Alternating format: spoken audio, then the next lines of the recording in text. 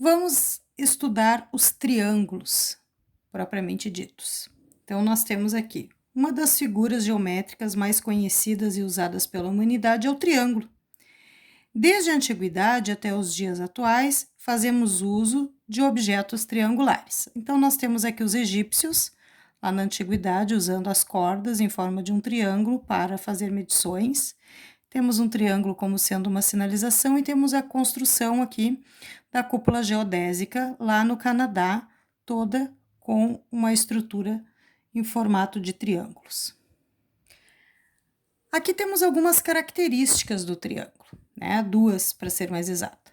Que o triângulo é um polígono que não possui diagonais, porque o que seria uma diagonal é a ligação de um vértice a outro não consecutivo.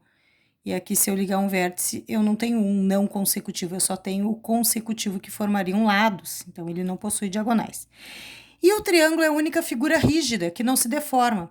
Observem o quadrado. Se eu empurrar esta ponta para cá, ele se deforma. Ou se eu empurrar, aplicar uma força de cima para baixo aqui no pentágono, ele se deforma. O triângulo, ele não se deforma. Por isso, ele é muito utilizado em construções, principalmente, por sua rigidez, por sua resistência. Aqui nós temos alguns elementos já conhecidos em um triângulo. Então, nós temos aqui o triângulo ABC, né? O triângulo da figura a seguir pode ser indicada por triângulo ABC, os seus vértices. Com ele, vamos recordar os nomes. Então, temos os vértices, que são os pontos A, B e C, em maiúsculo. Os lados, que são os segmentos de reta AB, BC e CA ou AC. Aqui está errado, não tem D neste triângulo, seria CA. Ângulos internos, os ângulos em maiúsculo aqui, os ângulos de dentro, que se eu somar, 180 graus. Tenho também os ângulos externos. Quando eu estendo um dos lados, o que falta do ângulo interno para formar 180 graus aqui do lado de fora seria o meu ângulo externo. Então, esses são os elementos de um triângulo. Então, temos o lado oposto ao ângulo A, que é o lado BC. Então, o lado oposto ao ângulo A é o lado BC. B é o ângulo oposto a AC.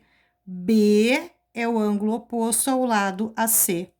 Os ângulos internos são adjacentes ao ângulo externo A e são B e C.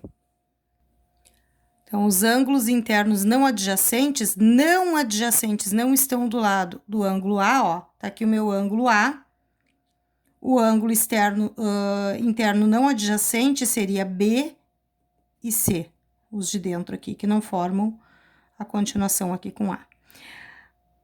A maiúsculo e A minúsculo são adjacentes suplementares, ou seja, eles formam 180 graus.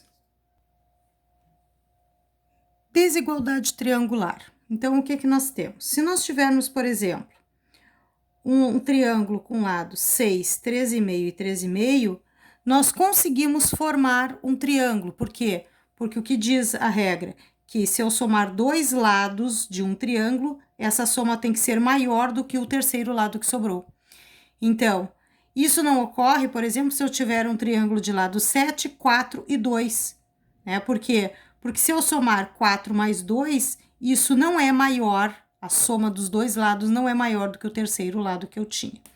Então, assim, A, B e C são as medidas, né, na mesma unidade lá dos lados de um triângulo. Então, o que que eu sei?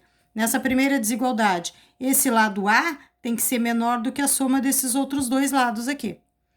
O lado B tem que ser menor do que a soma desses outros dois. E o lado C, consequentemente, menor do que a soma desses outros dois. Estas três condições têm que ser verificadas ao mesmo tempo. Se uma delas falhar, eu não consigo formar um triângulo com as dimensões dadas.